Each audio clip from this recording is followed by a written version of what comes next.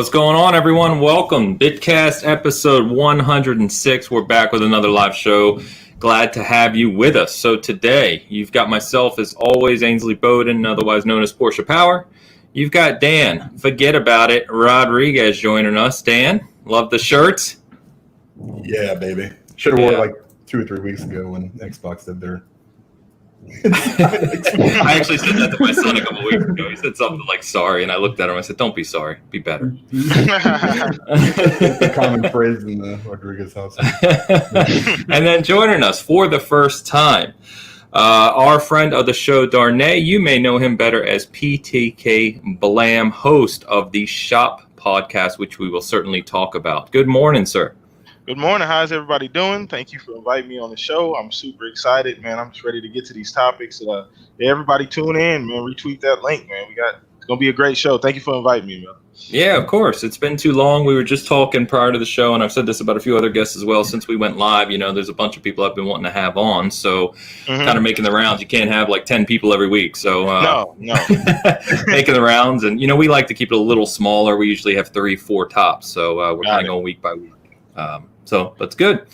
All right, man. So yeah, Shop podcast. You had me on. It's been quite a while since I first had on, but I wanted to shout out to you because when I first started really kind of getting some growth into season gaming and talking about some bigger topics and some recognition, you were the one of the first people to have me on. We had a real good chat, and I wanted to thank you for that. So appreciate it. Not a problem, bro. Not a problem. You guys have got to put on a great show. I tell everybody, you know, since I've had you on, I only watch a handful of shows and keep up, and you guys are one of the few. So you guys do a great job here.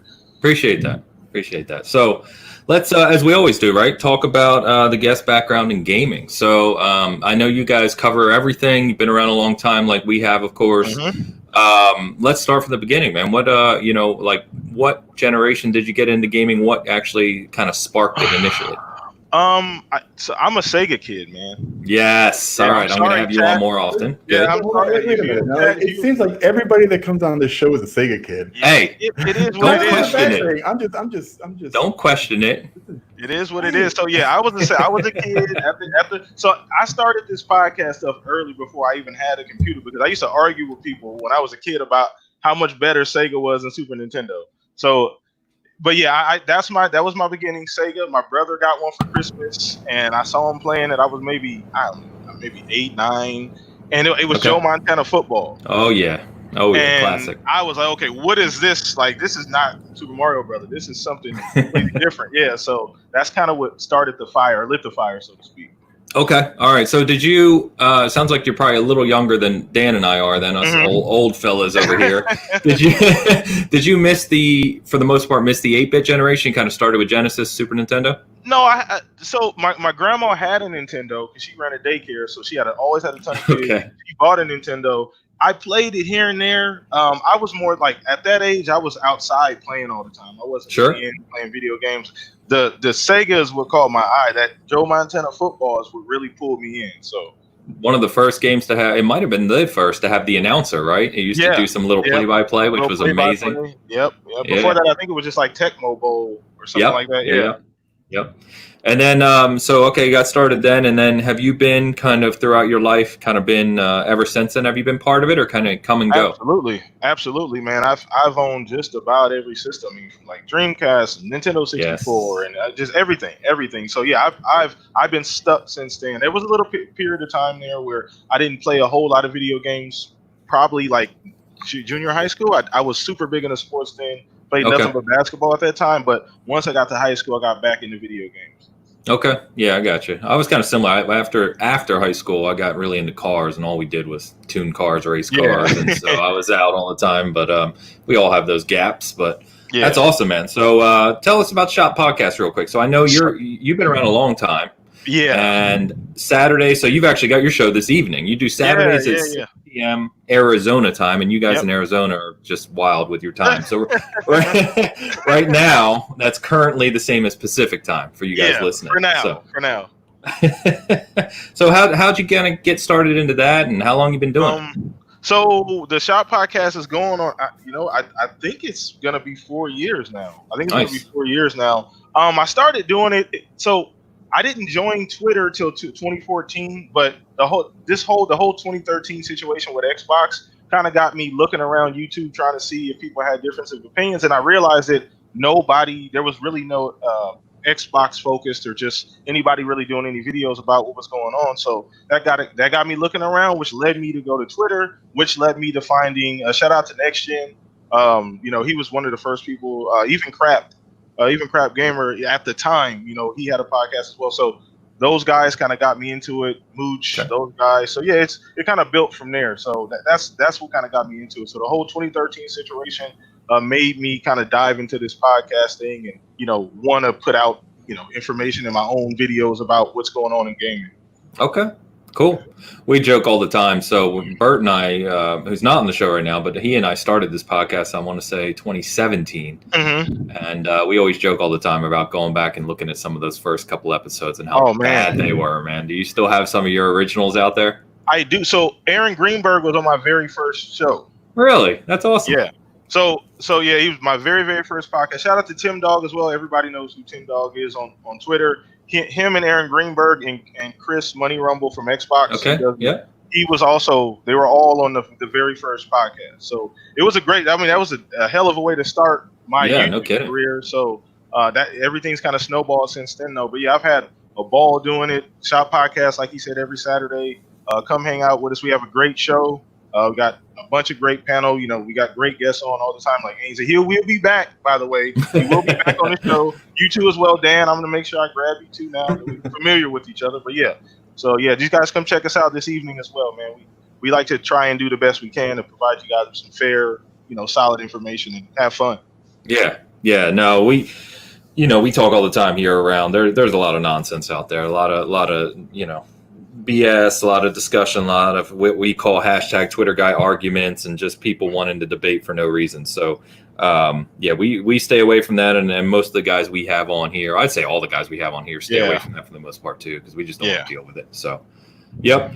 So what's up, chat? Good to see everyone. Some regulars here. Good morning, good afternoon, wherever you are. And yes, please share it out. Thank you for that, Matt. So share out and all the usual stuff. So let's get into some stuff then, guys. So before we do that, speaking of old, look what just arrived. Yes, TurboGrafx Mini. It arrived like 20 minutes ago, just before we started the show. It was supposed to come out, around this time, and then I got a notification it got delayed to next year because of the whole COVID situation. And then they updated it and said, okay, it's coming, and it's supposed to come next week. And then out of nowhere, it just showed up today. So I'm 3-day weekend with a new little TurboGrafx Mini. I'm pretty excited, man. I'm going to jump into that later. But anyway, we didn't do a weekly poll. Right? Sorry, say again? I saw Gradius was on there. Is that right? Well, let's check it out, man. I haven't even had time to look at it because I was getting ready for the show. So it's got like about Bonk. Oh yeah, it's got Bonk and Bonk Revenge, of course. It's got Space Harrier. It's got Splatterhouse. It's got let's see, Airzonk. The funny thing is, it's got like 30 TurboGrafx games, which we knew here in the U.S., right? Ninja Spirit, Blazing Lasers, but then it's also got like another 50, maybe 40 PC Engine games. So it's got a lot of like import games as well. Yeah, Gradius 2 right there, Dan. Nice. Super Darius, Wise or Ease 1 and 2. Fantasy Zone, Galaga, a lot of good stuff. So, I'll try not to bore everyone by just geeking out over the TurboGrafx. All right, so we didn't do a poll this week, but we did get a listener question. We hadn't had a listener question in a little while because now that we're a live show, we pretty much just chat with chat. But we got a listener question from XL Gaming 80. Don't know who that is. I actually tried to look up on Twitter if it was someone I know, but it might just be a listener on the podcast side. So, and this is kind of relevant because I know, Dan, we've talked about this, but I figured with Darnay on, we could just talk through it again. But he or she phrased this as, do you think Xbox Game Studios should bring back classic games from their portfolio, or should they put more of a focus on new IPs? For instance, Battletoads, Fable, Perfect Dark, Banjo-Kazooie, etc. So, like I said, I know we've talked about this before, but we can touch on it again real quick. So, Darnay, I'll start with you because we haven't talked to you about this. What based on all the rumors we're seeing, we think Fable's coming back, right? Perfect Dark maybe coming back. Dark maybe. I chant about Banjo-Kazooie all the time, but what are your thoughts here? They've got all these studios, ton of talent they're developing. Do you really just want to see brand new IPs, or do you think they should kind of dip in when they can to that classic IP set they have and bring back some reboots? I think it's possible to do a little bit of both. Just to please, because you have a wide variety of gamers that like both. I know that us, we're a little older. I may not be, but we're a little older, and I like to see some of those old titles. Now, like you said, Fable. That's been rumored for forever. I mean, there actually was a Fable Legends. It wasn't a Fable that everybody wanted, but there was a Fable in production. They scrapped that, so everybody feels like that's a for sure thing. Perfect Dark. We've been hearing about that with maybe the Initiative. I think that's the studio that's linked to Perfect Dark. Maybe doing a reboot. A lot of people have been saying a rumor, but so I think you can definitely do both. I think it's okay to do both. Not necessarily saying that these old games we absolutely need them, because they did purchase these new studios, and I'm more of a new IP guy. I like new ideas. But at the end of the day, ultimately, I think it's possible to do both, and I think that's what they essentially are going to do. And if you don't believe that, they have multiple studios that are working on multiple games. These studios aren't doing one thing. I think the only studio that actually is doing one thing, maybe 343 and the Initiative, but I think everybody else may be working on 2 or 3 IPs that we've seen, that we have yet to see. So I think you can do both, and I think that'll fill the gap. There's some other areas too that I think that I put up a poll on Twitter about, not poll, but just a question on Twitter about maybe reaching out and opening up possibly like a Japanese studio, possibly doing that, because that's something that I feel like they need to add to the portfolio. That's something we haven't had really since 360. Like an Xbox exclusive that's a Japanese game. They still have good support in that area, but they just haven't executed. The only attempt they made was Scalebound, and that that didn't really work out. Yeah, we're not going to talk about that. Yeah, we're not. So for one reason or the other, we're not really going to blame what really happened there. But ultimately, I just think that it's possible to do both, and I think we'll see that. I think people will get. I'm almost 100% sure we're going to get Fable in some form, and then Perfect Dark. I don't know, but Perfect Dark was I actually, now this is maybe sacrilegious, I preferred Perfect Dark over GoldenEye. Yeah. You ruined the Sega Kid thing now. I know. I'm sorry, but I did prefer, just because of the guns and the way the game played. It did have some really cool features that GoldenEye could match. Yeah, exactly. Oh man! Oh, well, yeah. You the one who used him in multiplayer, because you couldn't hit him because he was 2 feet tall. I was in a room, and me and my brother would play split screen. I would just put proximity mines all over the outside, or like the inside of the door, and then he'd walk through and die every time. And he never figured it out. It was fantastic. No matter how many times you did it, it was still fun. It was still fun. So I think they can do both, and I think they have enough studios at this point to be able to do both. So I think that's something that they'll do. Okay. Dan, I know where you mostly stand on this, but you want to comment on it? I mean, it's just, I need new stuff. I mean, I'm okay with a couple things here and there. Yeah. I mean, you've got enough studios. You've got to be diverse with your portfolio to a certain extent. But if you're going to do it, then either do it right or just don't do it at all. If you're going to give a new Fable, it better be super deep, super vast, and then very big game. And if you're gonna do, don't go. And we've seen some Battletoads stuff. I mean, aside from like some very hardcore guys that were really super excited for. That's a minor game. Right, minor game, right? I mean, why waste your time? That's what I'm saying. Well, that's not even. So that's being made. I forget the studio off the top of my head. That's not even being made by Dia Studios. Yeah. It's not even an Xbox first party. You can do. Like he said, a little bit of both, and it's just, I would like to see some new stuff for sure. Yeah, I mean, I want to be wowed if when they come out and they show some first party stuff in July, I want to see some new IPs that go, what is that? I can't wait to play that. Mm-hmm. Not oh, okay, it's Perfect Dark. Let's see what they do with it. Maybe. Or they we've talked about that too. If they did some kind of a Splinter Cell thing where it was very stealth basic, that would be cool. But I want to see something that just blows me away with something that I've never seen before. And that's where I stand on that. And Banjo, I'm laughing because Elu said they're absolutely not Ninja Turtles. They are Battletoads. Yeah. No, I'm with you guys. We've said it before, and you kind of touched on it there, Dan, is if you are going to bring back IPs, you have to do it right. So if you're talking Fable, a modern-day AAA RPG is very different from what it was 15 or 20 years ago. So if you are going to bring back the Fable IP, it's got to be a modern-day AAA experience, in my opinion, not just some type of small reboot. Do it well, do it big, go big. Yeah. And I think it will be, though. I think it will. Me too. Same with Perfect Dark. We talked about that too. If you're going to do Perfect Dark, don't make it kind of not a remaster because it's already been done, right? But I mean, like, you've got to go big with it. It should be a big AAA experience. Yeah. A little Ubisofty if you have to. You know?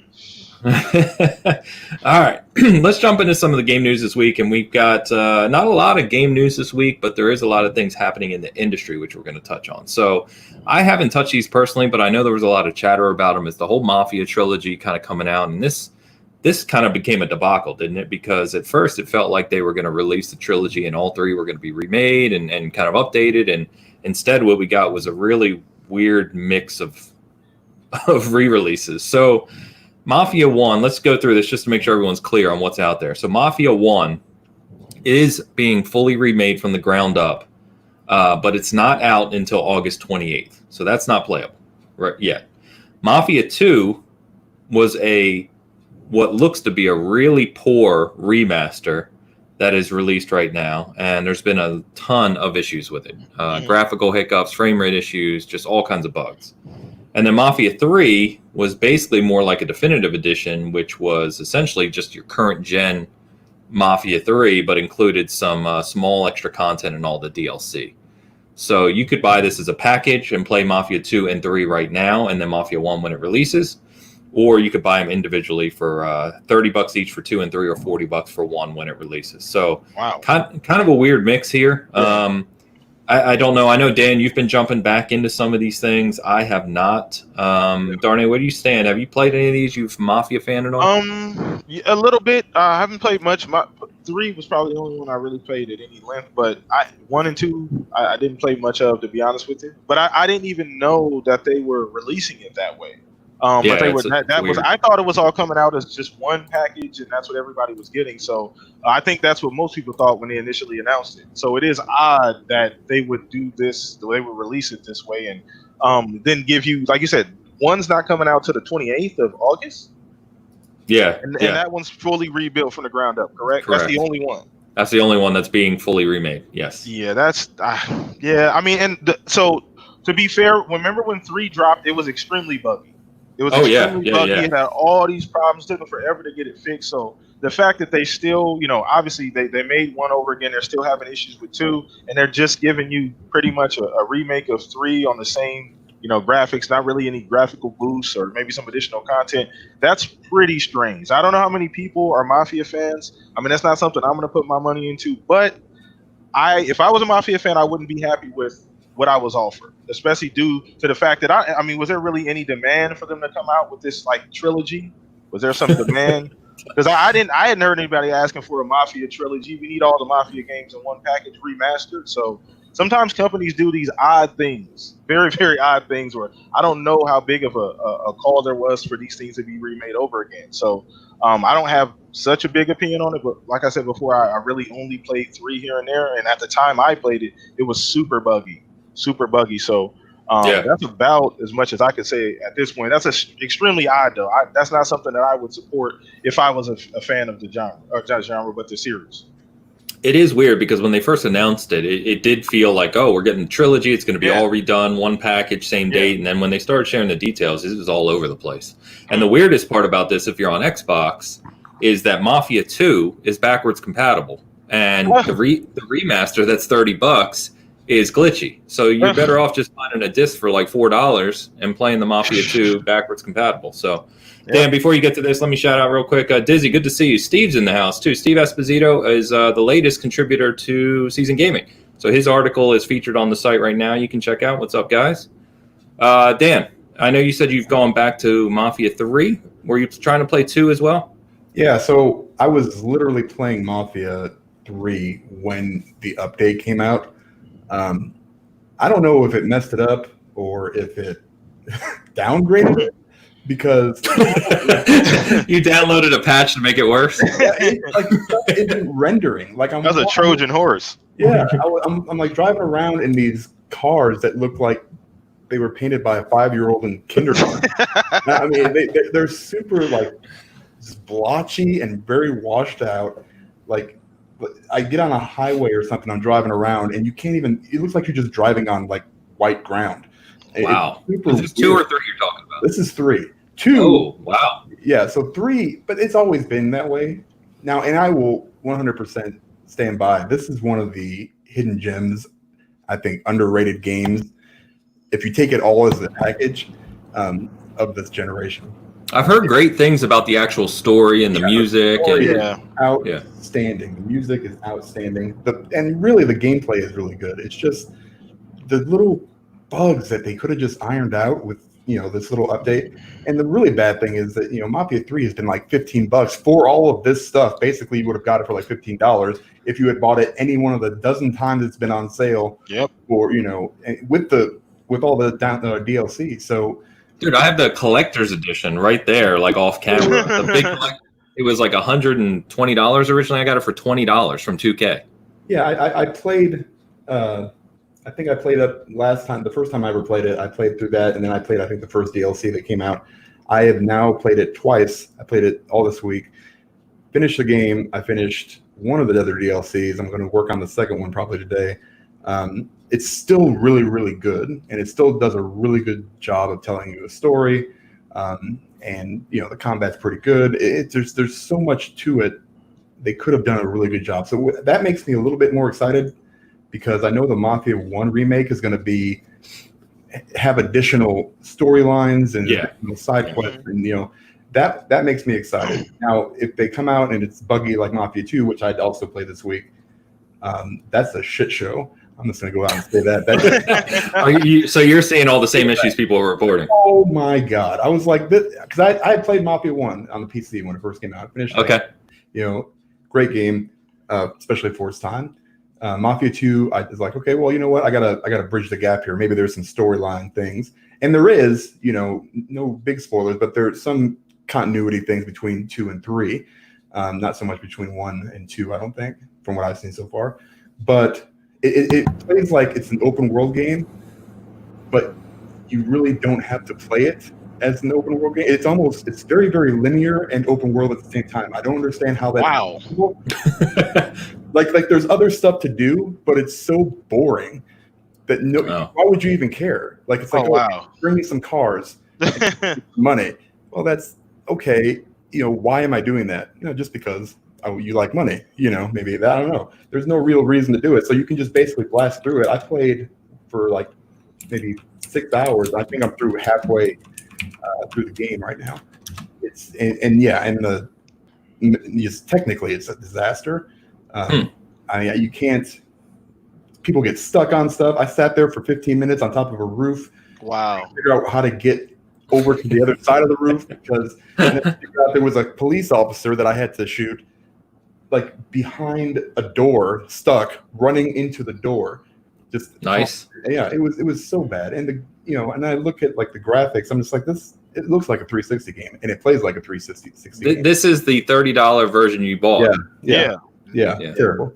And here's another thing, just to, anybody that's watching this, if you're going to remaster a game, don't just throw some fancy graphics on there. Realize that when you made this game, controls sucked really, really bad. So I was just going to say, I looked it up, Dan. This Mafia 2 originally released in August of 2010. So this is a 10-year-old game now. So that's an old game. Yeah, it's bad news. I mean, you could do a little bit better than that. I mean, the controls are so bad too. And Mafia 3, I think it released in like 2016, so it's 4 years. It did. But it still plays, I would say, a little better than some games that are still coming out now. Okay. So if you can get 3, get 3. If you can find it really cheap, pick it up. It's totally worth your time. Excellent story, really well written, especially if you like that kind of mob story kind of thing, Goodfellas and stuff like that. It's really, really good. It's a very brutal game as far as issues and stuff, but it's I mean, I don't know what they're doing here.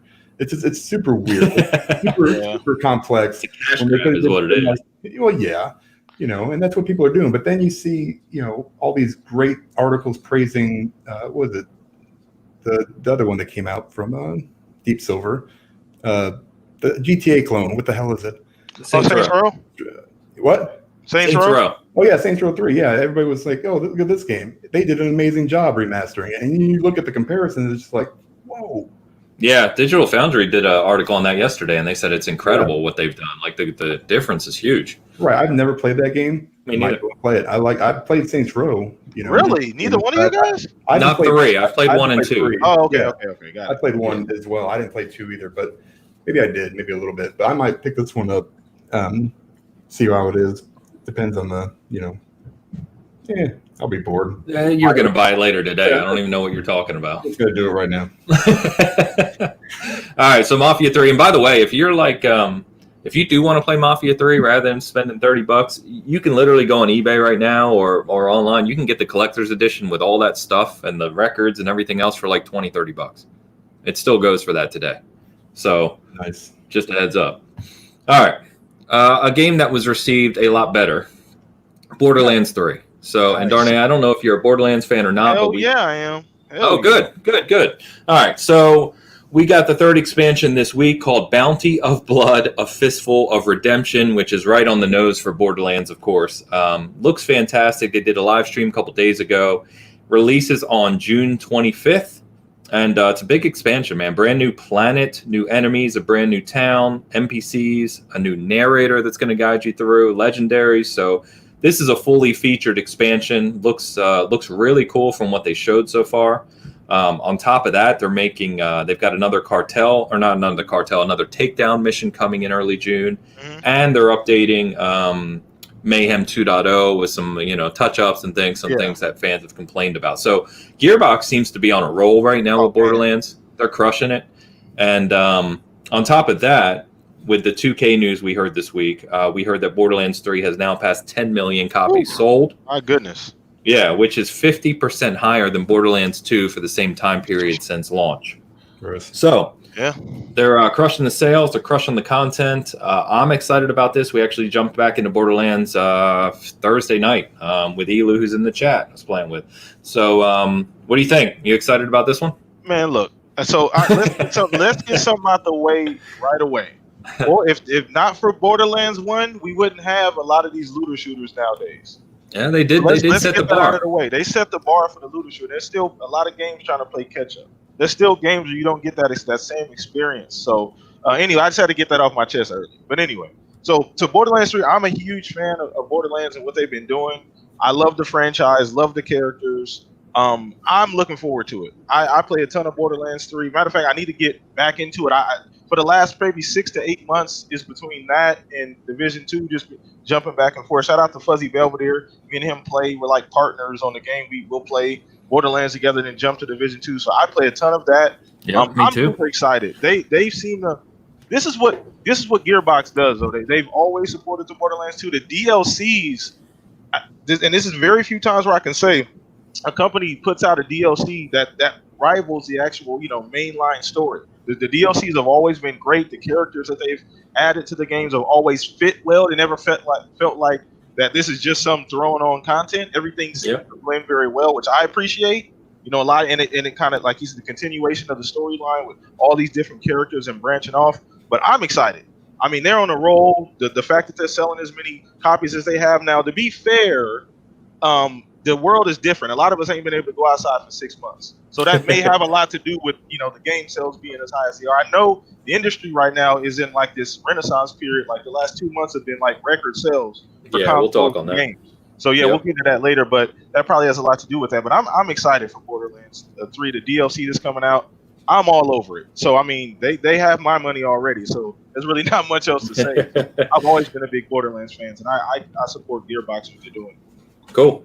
Yeah, and funny enough, Jordan said he still needs to finish the Handsome Heist. That's actually what I'm playing right now in co-op. I haven't finished the first DLC yet. Oh, wow. Okay. Yeah, and then Steve said he's going through it right now as well. So cool. Yeah, it's a great game. It didn't revolutionize anything. I would think like 1 or 2 really did, but it did make a ton of improvements in the content. It's just so much content in that game. And it doesn't take itself seriously in a world full of serious games. That's true. Yeah, that's a good point. Dan, where you at? I know. Well, we've played, quite a bit. I know you've run through this stuff. Did you check out this third expansion? I mean, yeah, I just watched. I mean, I haven't played it yet, but I'm going to. I need to just get back on. It's another one of those games where it's on in the queue.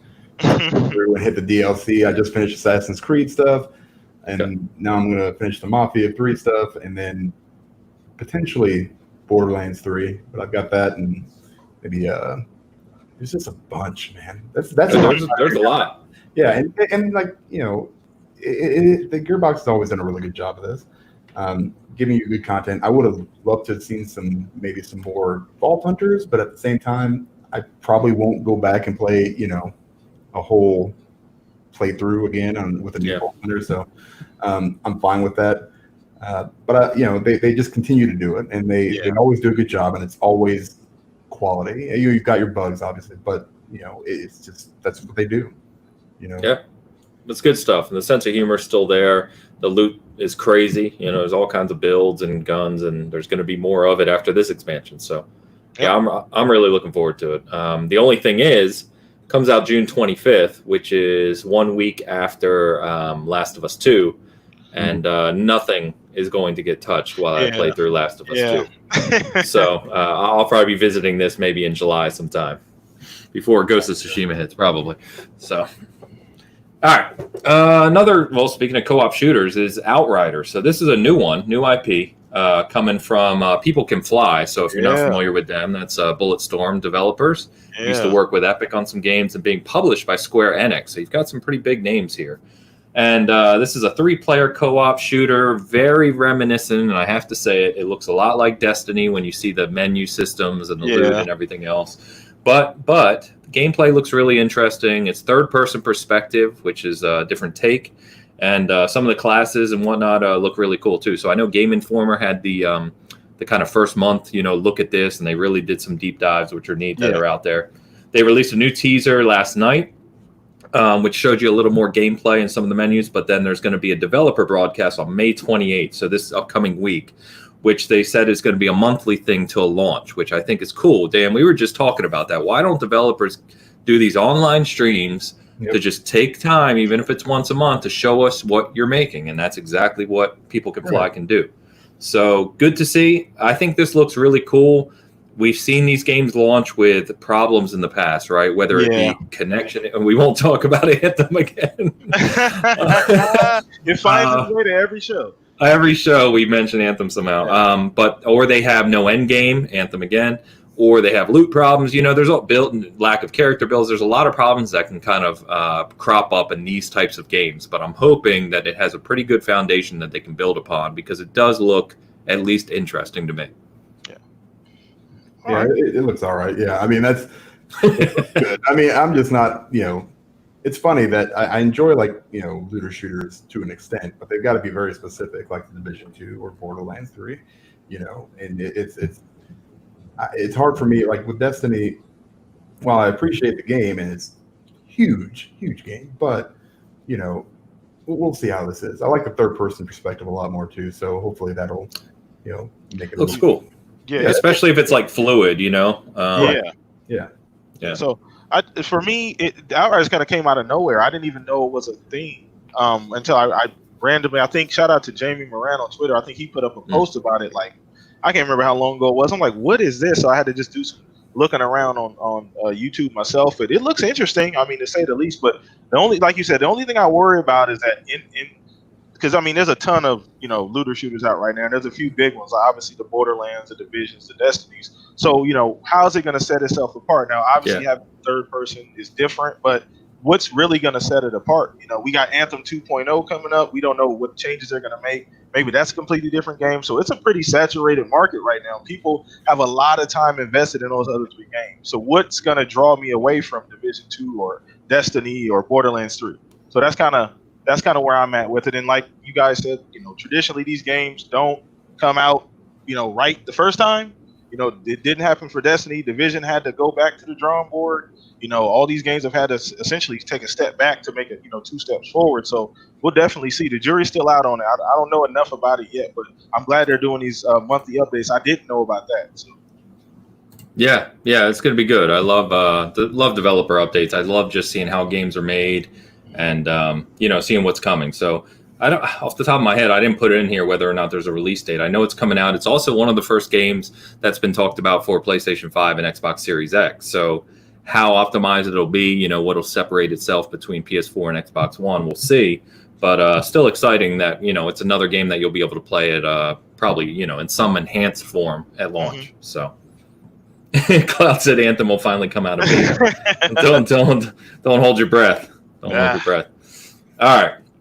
So we got a couple new games and demos coming out soon, which I know some people are excited for. So not too far away either. So Grounded, which is the new IP from Obsidian, kind of a small team within Obsidian Entertainment. And I know some people are really interested in this, and then some people are like, this doesn't look like my cup of tea. So kind of a little, a more fun co-op survival type game. This is coming out June 9th in demo form for Xbox Insiders and Steam Early Access. So if you are not an Xbox Insider right now and you want to sign up and get in on this, the link is on our site. You can find it there, and hopefully you get access. I don't think they're granting every Insider access, but it's going to be kind of a pick and choose thing, so you may get lucky. And then Flight Simulator, which I know a lot of people excited for. A lot of alphas going on right now. There are people playing it on PC. This is PC only right now. It's coming to Xbox in the future, but they have announced their roadmap, and in the roadmap, it showed that July is going to be the closed beta. So they haven't announced details of how you'll get into that, but that's coming pretty soon as well. So I hope to be able to check that out because it looks pretty incredible. Yeah. Okay. I mean, Grounded for me, everybody makes it compare the Honey I Shrunk the Kids joke kind of situation, but the game looks interesting. The more I see, I watched that because they put out a video. It was about, you remember how long the video was? It was about 30 minutes or so of gameplay, like a developer of Grounded. Grounded, yeah. It's like 20 some minutes. You can find it on the site. Yep. Yeah, and it looked good to me. I mean, it looks fun. I don't know. Like you said, it was a small team. I don't know how many people are going to, continue to be interested in the game. I think games like this are all just the content determines how big this game is going to get in the community. You can build a community around that kind of game. The community will always support it, and as long as you provide tools and content, the game will grow. Even it may not be as big as some other games, but we've seen it with Sea of Thieves. The same. The same. I think people have the same idea when Sea of Thieves was released as well. Like, well, what is this game going to be? And we've seen that evolve. Now, I don't know if it'll get to Sea of Thieves level, but I'm interested. It definitely looks interesting. It's a survival, aspect of it, which I didn't know at first was actually part of the game. I thought it was just going to be some type of. I thought it was going to be like a tower defense kind of situation. Oh, okay. Where you had to build and you had to protect it from like ants and stuff in the yard and that spiders and stuff like that. But the survival aspect is kind of cool. So Flight Simulator. Besides the game looking absolutely amazing, I don't really have much to say because I don't play on PC. So I'm looking forward to people's screenshots because I know those are going to be amazing on Twitter. But the photo caps are going to be amazing, But other than that, I don't really have much to say about Flight Simulator. I got you. Yeah, so Steven Chat said, I love the controls and customization of Anthem. That's about it. So Dan actually has some spare currency that he paid for in Anthem that he's still holding on to. Eternal regret. What in the hell? I don't even know how much I spent. I don't know if it was $25. I think it was $25. I bought one thing, and then so I probably had $20 of whatever that currency is. I think they call it useless. Yeah. I think that's what it's named. But to be fair, I also have some in Sea of Thieves, I think, too, because I bought that. Yeah, but you played the hell out of Sea of Thieves. Yeah, I did. I still jump on that as one. Dan, this stuff, Grounded, Flight Simulator, I would love to say that I'm going to be playing it. I'm super excited to see it because it looks really cool. And if my little gaming laptop could run it and not look like Mafia 3 with graphics, then I will 100% be trying it out. So we'll see how it is. I'll try both of them out, really. So. Okay. Yeah, I'm looking forward to, I think I signed up for the Flight Simulator Alpha, and I can't remember now, but I've got the PC to run it right now anyway, so I did too. Now that you say that, because you have to run your specs on it too. Yep. Yeah. I did that. And mine. You have to be able to run it. Yeah. Yeah. So I'm hoping I haven't gotten a notification that I'm in. I guess it's really small right now. So, yeah. But I want to check that out. So anyway, funny enough, Elo asking, I don't know if we talked about this. I think we talked about that last week though, the Aftermath expansion for Mortal Kombat 11. And yeah, I'm really excited for that. I just don't know if it's going to be worth $40. That's a lot. I want to play. I want to play the rest of the story. I love Mortal Kombat 11. Love the story mode, but I'm not going to spend $40 just to play a few hours of extra story. I'll probably have to wait for a sale. Yeah, and it will be on sale at some point. Oh yeah. I mean, there's so much stuff coming out. Yeah. And the characters are cool. I mean, I think I mentioned last week that Fujin is actually one that the Mortal Kombat community, because I still keep in touch with that community. On the forums and whatnot, that they've been asking for years. Fujin's a super popular character. Shiva is as well. So I think it's a great fan service. NetherRealm is one of the best at fan service. Yeah. But $40. I don't know.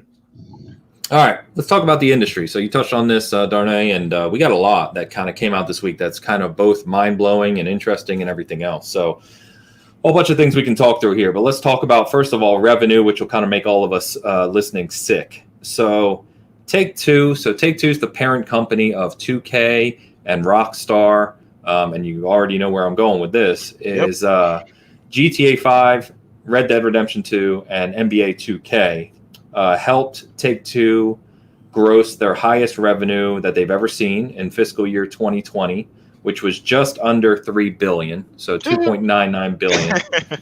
And like we saw with Activision nowadays, 51% of their total revenue, so 1.6 or something like that, just over 1.5, was from microtransactions, what they call recurrent user spending, which was up 34% compared to the prior year. Yeah. And what is really kind of crazy here, and I found this chart, so I'm going to put this up real quick, is that GTA 5 and its online component, so everything within GTA right now, is averaging anywhere from $160 to $200 million in revenue per quarter, every 3 months.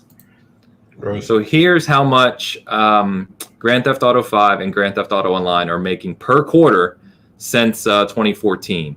And as you can see, in the first quarter of fiscal 2020, they made $210 million just from Grand Theft Auto 5, which I continue to remind people is a game that is 7 years old. Yep.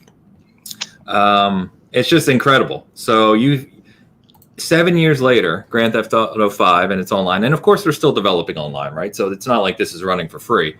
But they're making anywhere from $700 to $800 million a year just from Grand Theft Auto 5. It's unbelievable. Yeah, it's crazy.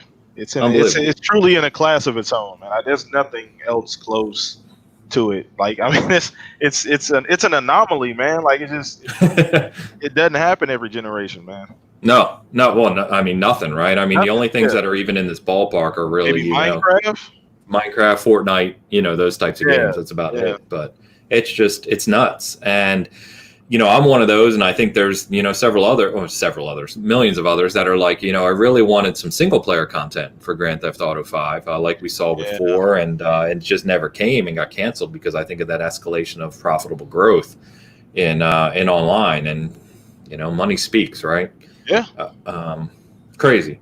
And then along those same lines, Dan, one more thing I want to touch on is EA's fiscal results came out, and everyone's familiar with EA and Ultimate Team, right? Especially in FIFA, globally, Ultimate Team is huge.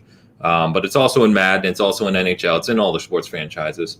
So to put it in perspective, how much money is spent on these things, EA in fiscal 2020, same thing, annual revenue, from just Ultimate Team, this is not DLC, this is not expansions, this is not anything else but Ultimate Team within their sports franchises, they made $1.49 billion.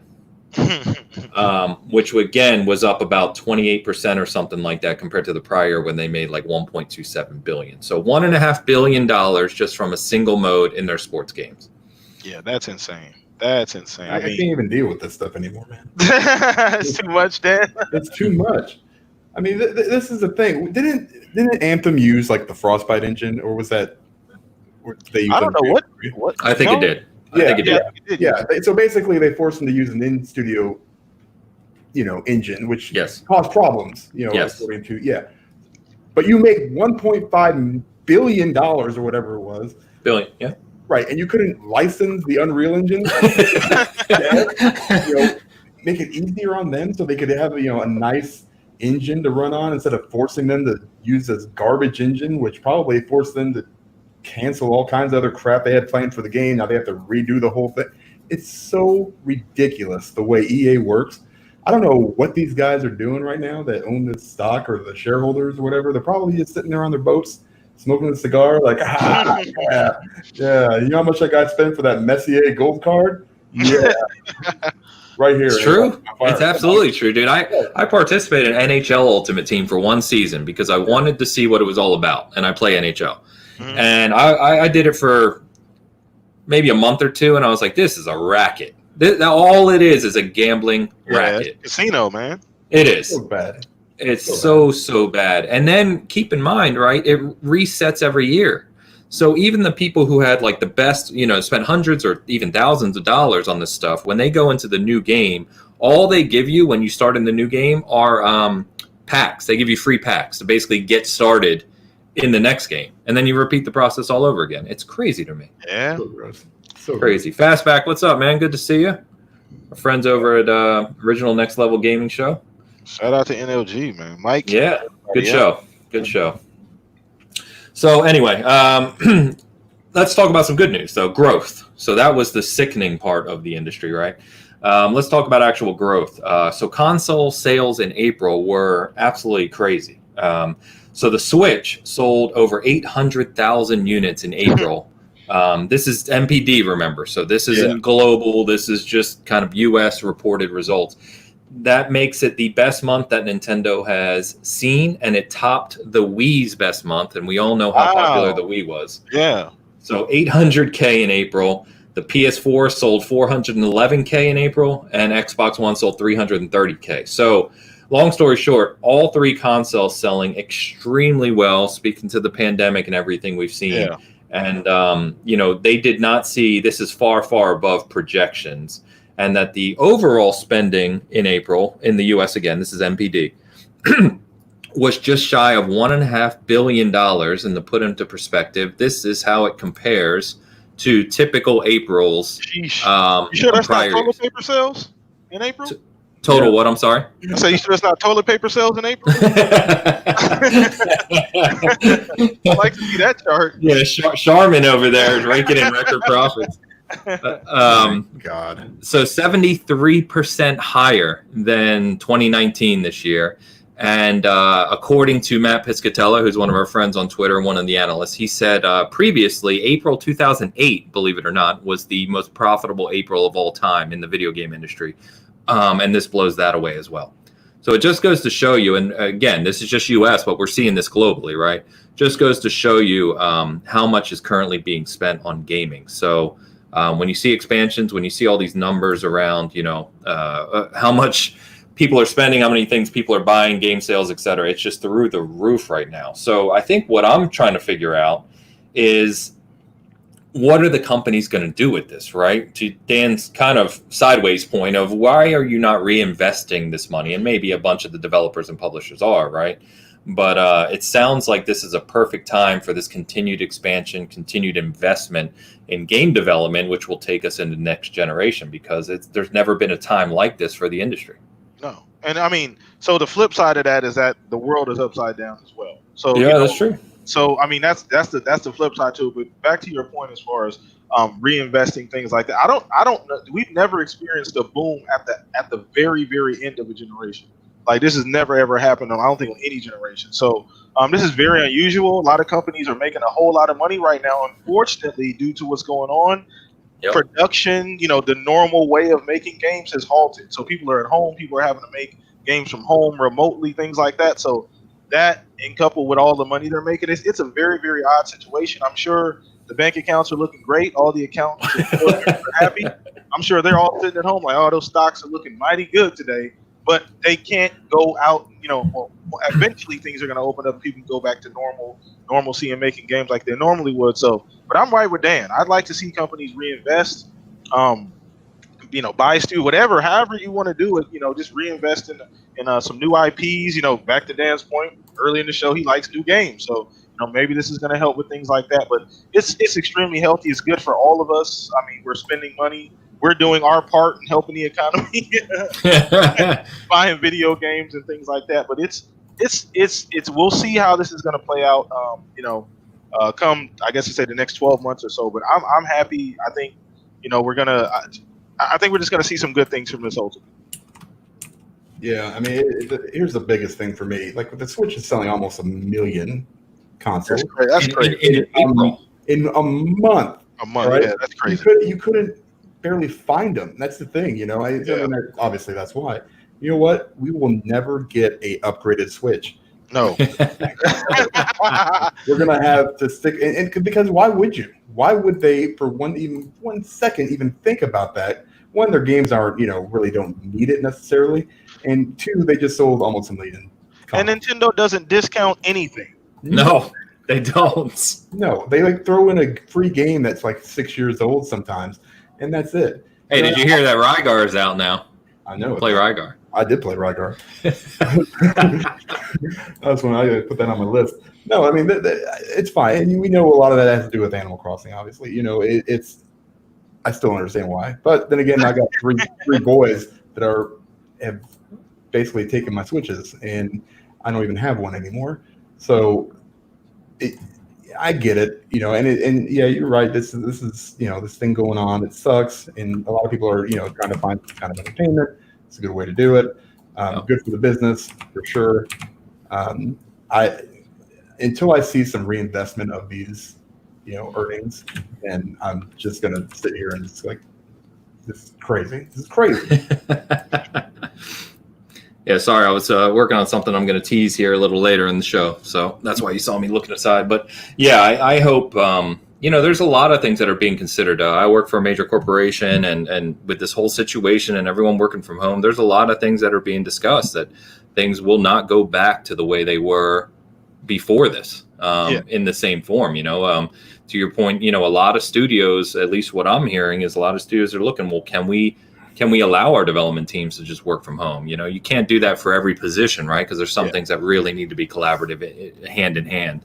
But like mocap, Phil Spencer, I think, talked about that, right? Like, if there's any games that are needing mocap right now, they're kind of in trouble. That's a part of the development that's delayed, But things like artist rendering, scripting, all those things can be done remotely. You don't need to be hand in hand on that. So kind of interesting. But one more thing I wanted to touch on in terms of growth, which was interesting as well, because it speaks to kind of where the industry is heading even more.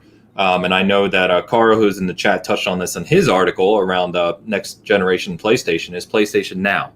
So PlayStation Now saw about 120% growth over the past 6 months. So back in October of 2019, they had just past 1 million subscribers to PlayStation Now.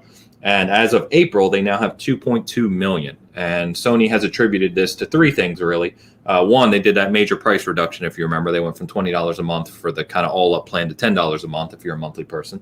They added more big titles, including Spider-Man, which we know is the biggest exclusive for PlayStation. And then, of course, what we're already talking about here, the pandemic. So good time for that. It seems that people are starting to kind of get on board with PlayStation Now. And I've been very clear, at least in my opinion, that you're going to continue to see this evolve. You see the success of Game Pass. They may not, match it 1-to-1 with day and date, first party stuff, but they're going to continue to push this, continue to evolve it, add more games, brighten up that catalog. This is going to be definitely a focal point for Sony going into the PS5 generation. Oh yeah, absolutely. And anybody who thought that they weren't, you should probably go splash some cold water on your face. You see what's going on right now, so this is something that, like, I always say, the first cowboy over the hill gets all the arrows, and Xbox tends to be the first cowboy over the hill. I mean, so to speak. so to speak. So I mean, they get the arrows, and then obviously it becomes apparent that, wait, this actually worked. This is actually something that everybody else is going to be doing as well. So look at Game Pass, look at PS Now. I'm excited. I mean, that just means more people are buying into the idea. More people are using the service. That's great for Sony. If you're a PlayStation guy and that's all you play on, I definitely think you should subscribe to the service. Yeah. I mean, it's only going to help. Yep. They're going to bring more games. They also, you're seeing more Sony exclusives going to PC as well. They've talked about that recently. I know Horizon's gone. There's a couple other games that are going. I think Death Stranding's going to the PC, correct? Yep, launches in July, I believe. Yep. And they're talking about some other games potentially as well. So you're going to continue to see this evolve. As long as you see growth, they're going to keep, putting games in there. They're going to keep expanding and looking at other options. So it's just something that's part of gaming now. If you don't, just just deal with it. If you don't have to subscribe to the service, but I think it offers great value, especially for people on limited incomes. Yep. So it's super consumer friendly. So I fully support PS Now, Game Pass. I think those are just great options for us gamers to have.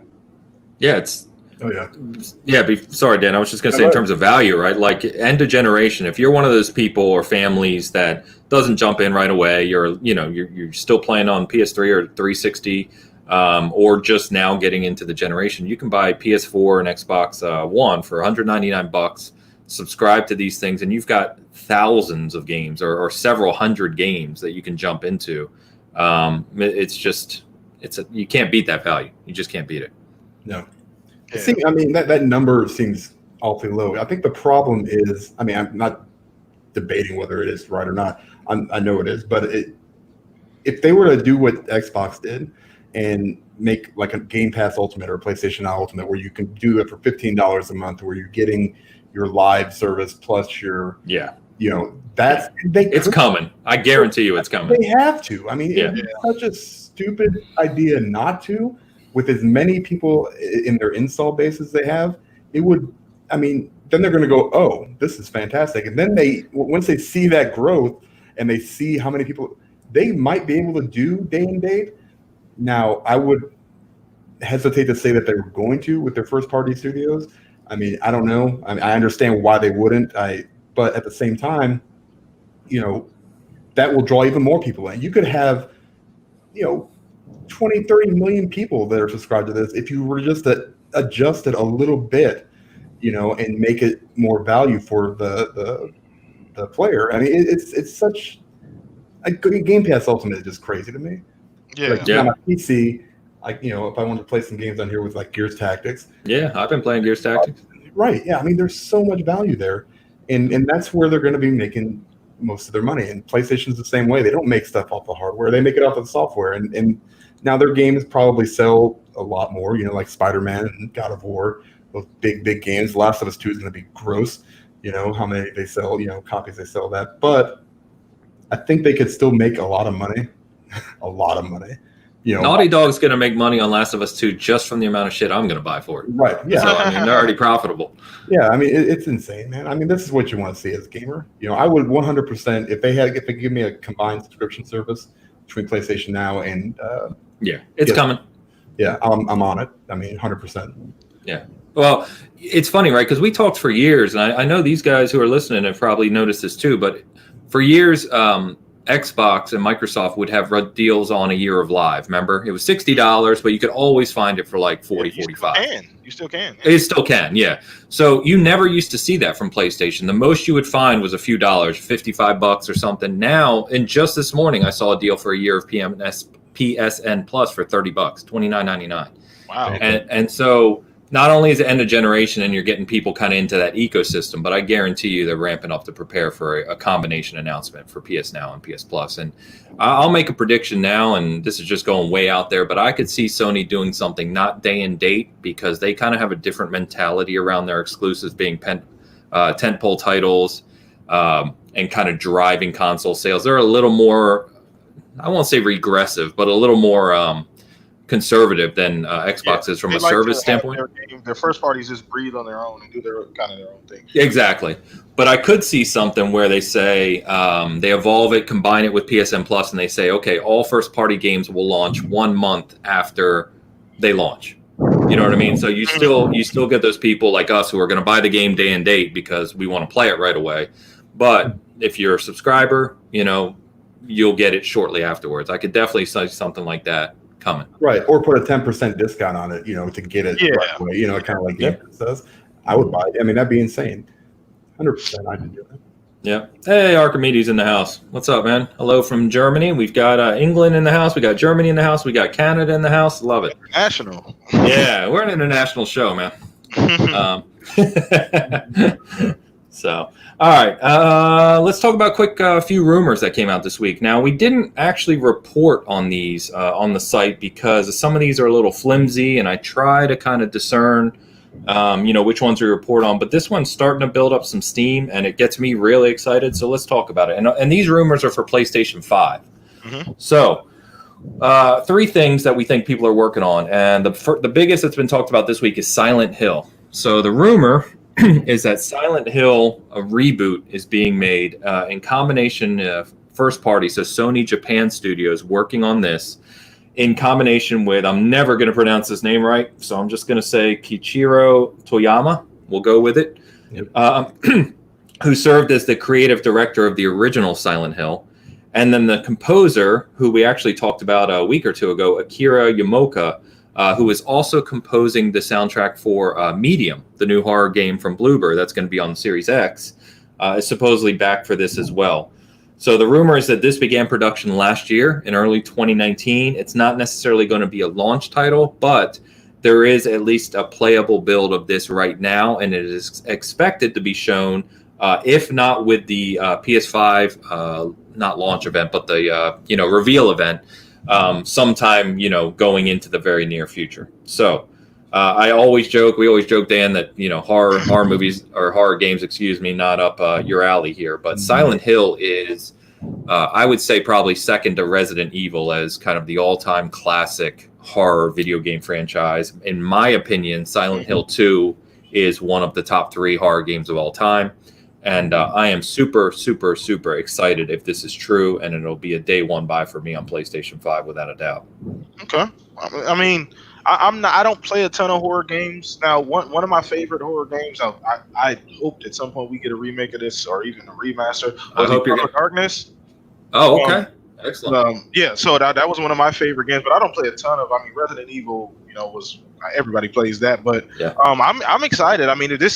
It's funny because we heard about this Silent Hill rumor around Death Stranding, because wasn't that director supposed to be doing Silent Hill? So Kojima and what's his name from the movie? Guillermo del Toro.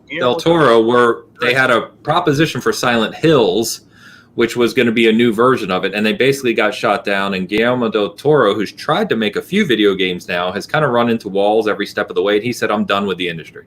He said he's done with it. But Kojima is apparently not making Silent Hill, but he's expressed interest in the next game from his studio being a horror game as well, which I think personally, I'm not a Kojima fan, and we talked about that ad nauseum, but I think the horror genre is where Kojima could really shine, in my opinion. Yeah, he's a savant. He's definitely a savant. He's a pretty eccentric guy, but yeah, honestly, if this is a game, I know some PlayStation fans are really happy for it. I hope they get it. I hope we see it. It sounds like it's going to be great. The fact that they went back and grabbed the original creative director, the OG Silent Hills, is always a good thing because you're going to get that same feel. That's what you want. That classic Silent Hill feel. So yeah. I'm just happy. If you're a PlayStation fan and this is another game that's going to be exclusive, another game to add to the portfolio. So ultimately, I think it's a good thing if it happens. So yeah, yep. Dan, day one? Nope. I'm good. 2 seconds away from a stroke anyway, so yeah, we always joke about the horror games, so no biggie. We'll jump to the next one, which is Gran Turismo 7. So this one is a lot more obvious in my opinion. Gran Turismo Sport came out, was really more of a shell of a game when it launched. Very bare bones kind of online game, but they've done a ton of incredible improvements over the past couple of years. It's a much more fully featured game now in terms of tracks, car selection. It is highly regarded in terms of the actual physics and the models there. So it wouldn't surprise me if Polyphony Digital has been working on this in terms of adding a more fully featured kind of career mode, that single player experience, to just basically build it up into a fully featured Gran Turismo title to either launch with PlayStation 5 or be in that launch window, because it's an absolute no-brainer that we're going to get the next Forza. And Forza's been being worked on for 3 years now, so it should be an incredible title. Yeah. And I'm more of a Forza guy myself. Like many, I grew up in the PS1 area adoring Gran Turismo. As a car guy, I told you, that game, that's all me and my friends played for years. Gran Turismo 1, 2, and 3. I mean, it dominated everything. But when Forza came out, in my opinion, Turn 10 has really passed them. Polyphony Digital got away from what made them great, and Forza's passed it. So we'll see. I think it would be fantastic to see a new PlayStation, new Xbox, and then have a new Forza, a new Gran Turismo all at the same time, because that would just be really cool. Yeah. Then so I mean, I don't know. So are we expecting that new Forza launch or just launch with it? They haven't said, but you can trust me on this. It'll be there. Okay. All right. Series X. Okay. All right. So I hadn't heard much about it. And I expect it to be one of the games that has 120 FPS. Oh, absolutely. They were able to do. Forza Horizon was able to do was it 60? I know you could switch between 4K 30 and then 60. 60 frames in 1080p. So if that game's able to do 60 locked on a 1X, then hopefully this one on PCs as well as the Series X can do the 120. That'd be great. Yeah. So I mean, Gran Turismo, like you said, it's a staple. Hopefully they do the game justice, because I'm not that big of a racing fan. This definitely be for Fuzzy Velvet. He is the race car fanatic. So I remember we've talked about that. Yeah. Oh yeah. He's a race car game fanatic. So I'm just, like I said, if you're a PlayStation fan, this is another game you've been looking forward to. Hopefully you guys get exactly what you want. So that's pretty much all I have to say about that. Yeah, I've got GT Sport right now. I didn't realize, we were talking, I know, in the chat with Bert, and he's like, oh yeah, there's a single player campaign. I'm like, when did that come out? But if it comes out, I wanted something more like Forza, where you've got a championship series where it's a little bit more customizable. I mean, but then again, it's a gorgeous game running on the PS4. I think just as much as Forza is. They do a really good job with the modeling and stuff like that. So yeah, this is huge for. I mean, there's always going to be that one racing game, right? That's going to kind of, it brings people in that aren't typically racing game people into the genre to pick it up. Forza is really good at that. Horizon's even better at that. And GT used to be. I mean, like when you said, back in the PlayStation days, that was awesome. The race, that was it, man, and it was awesome. And so hopefully they can bring it back, make it up to its former glory, and I'm ready to do it, man. Yeah. Funny enough, Fastback says I would love a story mode in Forza and Gran Turismo. And one of the things I didn't have on here, but that came out this week, is another kind of major player, creative director on, oh man, I'm blanking now. But one of the major creative directors for Sony First Party is actually gone to Turn 10. And on his resume is talking about creative director and mocapping for the next Forza franchise. So there's been some, you can speculate on a lot of things from what that means, but it wouldn't surprise me to this point to see more of a kind of career / story mode in the next Forza that we're going to see. Probably in July, we'll see this. So I think that's really what's been missing in these games is really making you feel like you're the person racing these cars, right? Having some customization, having some story behind a actual career mode, which I know games like Bert talks about, like F1, right? You're kind of racing, and then there's RPG elements to it, and you're evolving your team and all these things. And these games need to go that route. Yeah, absolutely. So Darnay, you a fan of the Souls games at all? Not much. Okay. Like Dark Souls, Dark Souls, Bloodborne. I don't know. I'd rather just slam my hand in the car. All right, so apparently I'm going to talk to myself on this next one because I don't know what you expected, Ainsley. I'm sorry. So the only other rumor for the PlayStation 5 is that Blue Point, so the a fantastic studio that's done a number of notable remakes, or they did. Oh God. Man, hungover, guys. What's the Shadow of the Colossus? They did the highly acclaimed Shadow of the Colossus remake, and they've done some other great work as well. But the rumor is that they're remaking Demon Souls, which was the first Souls game before the whole Dark Souls franchise really took off. And Demon Souls, if you've gone back to try and play it recently, is very, very, very antiquated. So if you thought that Dark Souls 3 or Bloodborne were tough, don't go play Demon Souls. it's a nightmare. So this could be really interesting. There's a huge fan base for the Souls games out there. I think they announced that the Dark Souls trilogy has now sold nearly 30 million copies, with Dark Souls 3 selling over 10 million. So I mean, it's a big market for those games, and Bloodborne is one of the most beloved PS4 titles. Yeah. So could be really interesting, to think about what a fully remade Demon Souls could be on the PlayStation 5. I would be pretty excited about that personally. So you and you alone. Yeah, on this podcast I'm all alone, so I'm gonna have to get chat involved or something. Because... But he's right. I mean, why? I've never understood those games. I mean, yeah, you guys like the challenge. I get it. You beat a boss and you're like, oh, I get so much fulfillment. You know what? I get the same fulfillment about eating a steak or a Pop-Tart or it doesn't matter to me. Does not matter.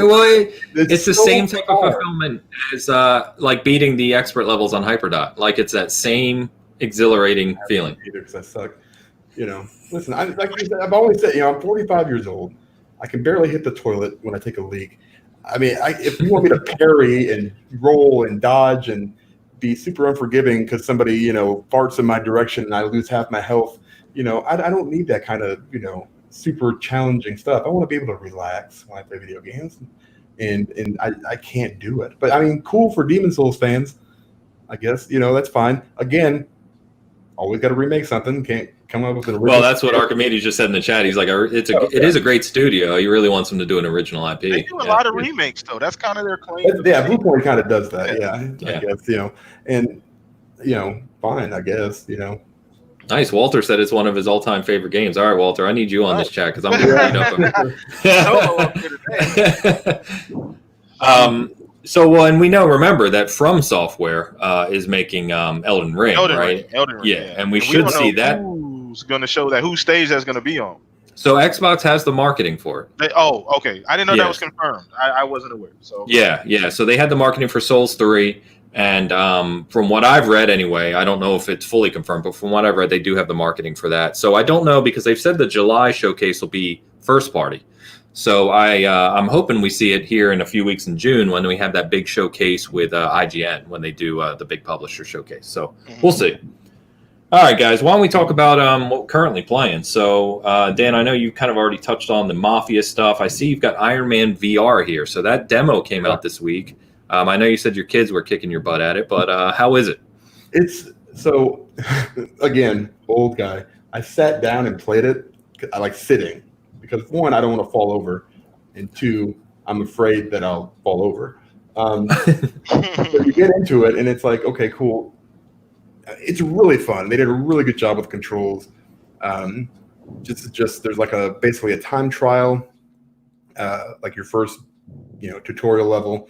And then there's like another level where it's more of a combat-based trial tutorial. Kind of the first mission. It's super cheesy, like super cheesy. Like, are you like flying through rings? Like, well, no. Now that part is kind of cool. It's not. I'm talking more of like the dialogue and stuff. It's like they took like Robert Downey Jr.'s character as Iron Man and then made him into a more annoying person. So it's just really, really cheesy dialogue and stuff. Is it really? Oh, it is. It drives me crazy because I'm like, man, because the rest of this game is super cool. Like just the flying and stuff. It plays well? It plays really, really well. Very, very reactive. I played it. It was a trial to go through it, and I was like, okay, it took me like 4 minutes to get to the time trial. I was like, okay, it's not that bad. It's not that bad. My son gets on it minute 18. And then the other one gets on there and he's like, I can beat this. And he's like a minute 14. So that's basically what they did. So they just basically got on there and tried to beat each other while yelling at each other at the same time. It was actually kind of hilarious. But they really enjoyed it. I really, really liked it. I think you have to stand up to play it though, in all honesty, because sitting down, you're kind of limited into like your movements and stuff. And so I'm definitely going to pick this one up, give it a shot. It was really, really fun. I like the Marvel Universe, so I'm a big fan of Iron Man. And we'll see, man. For sure picking up day one. I don't know if I'll be able to play it because my kids will probably be taking it from me. But short of that, I've been playing just the Mafia games. A little bit of like Batman, Arkham Knight. Oh, yeah. You still going through that? Yeah, a little bit here and there. I just kind of pop back and forth. Realize that game is super dated. The controls are still good, but it's I never really noticed before, but it's like perpetually raining. So it's Yeah, I mean that's kind of Gotham though. You know? yeah. I mean, there's got to be a break in the storm, like when but it's like constantly raining. And then I downloaded Alan Wake because I've never actually Ah. Oh yes, Right out. yes. and get to the end of it and finish it up. Okay, awesome. So you how far? I don't even know. I'm fumbling over words because I'm excited that you're going to try Alan Wake. So have you started playing it yet? No, not yet. Nope. Okay, so I will tell you ahead of time, it is kind of a horror-esque game. I know. It is, yeah. I was going to say. But it's a fantastic game. It's actually one of my favorites from last gen. Right. I'm hoping it's more. Yeah, I mean, like I said, I played a little bit, and it got me a couple times. Though as much as I played it, but I'm kind of looking forward to like maybe more of a control, thing instead. So yeah, it's very different from that. Yeah. What's up, Haz? Good to see you in the chat, man. Welcome. What have you been up to, Darnay? What are you playing kind of right now? To be fair, I'm being 100% transparent. The last 2 weeks, I haven't played a damn game. Just because I work so much. I work a lot, so that's what I've been doing. But generally, Borderlands 3, Division 2. I'm a looter shooter kind of guy. Nice. More so recently, I'm waiting on this Minecraft Dungeons to come out Tuesday, just because I'm really excited to play that. I think it looks great, and it gives me an excuse to get back in Minecraft because I way back in 360, I played the crap out of Minecraft when my kids were a little younger with them, and I got into creative mode and got in that community and started building all kind of crazy stuff. But ever since then, I haven't really gotten into it, so it kind of gives me a reason to get back into Minecraft. That I still got to finish Doom Eternal, Streets of Rage. I need to beat that on the hardest difficulty. Streets of Rage it's unforgiving as hell. But yeah, that's pretty much what I've been playing. Yeah, I want to download. I want to get Maneater. I'm just not sure if. I mean, you guys have that, or I don't. I don't, but Cloud, who was in the chat, I think he had to take off, but he's doing the review for us as we speak. Okay. So our review of it will be up probably this weekend. People seem to be liking it. Yeah, I watched a couple people on Mixer. Even Twitch earlier on my laptop. Playing it. I mean, it looked fun. I mean, it looked like sometimes you just need a game where you don't have to think. You just do stuff. I agree. And that's what that looks like.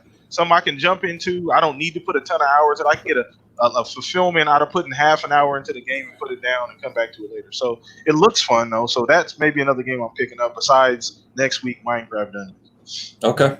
And there we go with Game Pass, right? Dungeons already pre-installed, ready to go. I bought Minecraft Dungeons. I wanted to support. You know what I'm saying? So Game Pass supports him as well, but I purchased it. Like I bought it. Yeah. Nice. Good. Yeah, it looks fantastic. Can't wait to jump into that. Shizno said Maneater is very fun, a lot better than I expected. That's good. I'm hearing that from most people playing it. They're really enjoying it. I think it's hilarious that it's like an RPG where you're a shark. A shark? That's crazy. Like, what? That's amazing. I think it's such a cool idea. It is. So I don't have too much to share here, guys, in terms of playing. I keep feeling like I'm saying the same thing every week because I'm playing a lot of service games. Like you said, Borderlands 3 and Division, right? It's like those are universes that you're just continually playing week after week, and that's kind of where I am. I'm playing a lot of World of Tanks still. There's just events left and right, and playing the hell out of that. I'm back in the Smite, which is a MOBA, if you're not familiar with it, and I play that with a couple buddies. Elu and Chap started playing that again with us. And then I did start playing golf with your friends. I actually had codes for this game ahead of time, and then they added it to Game Pass anyway. So if you haven't checked this out, it's like a miniature golf kind of over-the-top game that you can play with 12 friends. You can have 12 people in the lobby. Yeah, it is on Game Pass. It is kind of funny. It's very simple. It's one of those games you can just jump in and goof off. But with a group, it's funny. So check that out if you haven't. But no, I'm looking forward to Minecraft Dungeons, and then really my focus. I know I've said it several times. Too. Yeah, I can't wait, man. I am so excited. Yeah, God, I'm taking off of work a few days. It's going to be fun. So, all right, man. So that's probably going to wrap us up. I do have one thing to tease real quick, and I've got a few things to shout out here as we close out. But we have Chris was just asking about hats for Season Gaming. So the company that we went with for the shirts and mugs and stickers and all that stuff that we're selling doesn't do hats. And what I've done a lot of research on this because I'm really picky about the stuff we sell. To do hats well, they're not cheap. To get them really kind of embroidered and customized and colors and everything. And so I'm still trying to find the best company for hats, but they will be coming in the future. But we do have some new designs coming for our Season Gaming merch. And one of them I'm going to tease right now that Diego put together for us. So the most popular design we've had so far is the Synthwave. And Dan, neither me or you are wearing it right now, but or yesterday. I saw Steve bought one yesterday, funny enough. But he made what's called a Synthwave 2. And really like this. It's still got that 80s kind of cyberpunky vibe. And so this is going to go live probably, wow. I would say by next week. It's kind of already in the... Yeah, it's really cool, man. It should stand out really well on shirts and even mugs. And it's already on the store. I just don't have it live. I'm still kind of fine-tuning it. You have to do a lot of things to get it nice and right. So I'm going to be probably rocking that here in the very near... Is that Diego Pinero? Yeah, Diego does. Shout out, Diego. Diego's awesome. Does a lot of our graphic work, and him and I are working on a bunch of things right now. So this is one of them. We have a few other things coming, but yeah, that'll be live for sale soon. That's ironic because him and I are also working on a couple things. Good. Yeah. I recommend him to everyone. So yeah, he's awesome. He's amazing, man. Shout out Diego. This logo on my screen, he made that. Yes, I know. He told me. Yeah. He just does great work. He's creative and he's a great guy as well. So I always tell people to reach out to him. All right. So a few things. We had more new contributors. So it's been a fantastic year for Season Gaming. I've talked about the growth we've seen, the traffic we've seen, and more people kind of joining the crew to participate. So we 2 new people joined this week. Elu Spook, who's in the chat right now, whose real name is Patrick. He put a fantastic article up on about the grind that we see in a lot of games. That's up now, and he's one of our new contributors. So please welcome him. And then Steve had to take off, but Steve Esposito is the other one that joined this week. His first article is featured on the site right now as well. And that talks about the relationship between developers and their fans, and particularly calls out BioWare and Bethesda, obviously for Anthem, Fallout 76, and some of the other things we've seen. So really cool to welcome them to the site, and a lot of new updates coming to Season Gaming continually. So just stay tuned. Teased the merch already. Want to thank everyone too for the YouTube support we've seen. So about a month ago, we were creeping up on 4,000 subs, and we've just blown by it. So awesome, man! Congratulations. Yeah, thank you. Yeah, it's surprising, and we've got all kinds of different content because we're not just a podcast. We do controllers and videos and hardware and all kinds of stuff, and so just a lot of good responses there. So it's been a lot of fun. But Darnay, it's been a blast having you on, man. I know we kind of talk offline, but we definitely got to do this more often now that we're in a good rhythm with this show. And it's always fun just talking to. I say this every time because those are the kind of people we invite on the show. But it's fun talking to other passionate gamers who have a love for kind of everything and who have been around a while and really know, really know what's going on. So go ahead and just want to say thank you. But go ahead and shout out anything you want to shout out, and go for it. Well, first and foremost, Dan, Ainsley, you guys are freaking amazing. Thank you guys for allowing me to be on the show, man. It's been a great experience. You guys, once again, if you're a fan of mine, please go, if you're a fan of my show, please go follow these gentlemen and what they're doing here on Season Gaming. So big shout out to you guys for just inviting me on the show. Now, you guys can check us out. We are having the show this evening, 6 p.m. AZ time. Sorry, it's Pacific time at this particular point, but you have to figure out depending on where you're at. So that's about 7 hours from now. Yeah, it's about 7 hours from now. Thank you for the plug there. I appreciate that. But yeah, so you guys can check us out this evening. We don't have a guest this week, but we got some people lined up for the rest of the month. Gonna have a great show, so you guys come tune in. Follow me on Twitter. That's where you'll be able to see all of the updates on what's going on with the show. We got things cooking up. Merch, speaking of merch, we got that as well coming up. So excellent. Doing a lot of different things, but I'm just happy to be here with some awesome gentlemen, like-minded people as well as super intelligent. So thank you once again. And it won't be the last time. I got to get Dan on the show now. I got to get him absolutely on the podcast. Yeah, Dan. Yeah, brother. So yeah, for sure. I'll hit you up, man, and we'll get you on. But once again, Ainsley, you're an amazing, amazing person, and you do an amazing show. And one of the few, not gaming communities, but like podcasts and the whole Season Gaming movement. I really follow you guys, and much respect and growth in the future, man. Thanks, man. Really appreciate that. Really appreciate that. So yeah, no, it's been a blast. Dan, anything you want to shout out? No, man. Let's do this.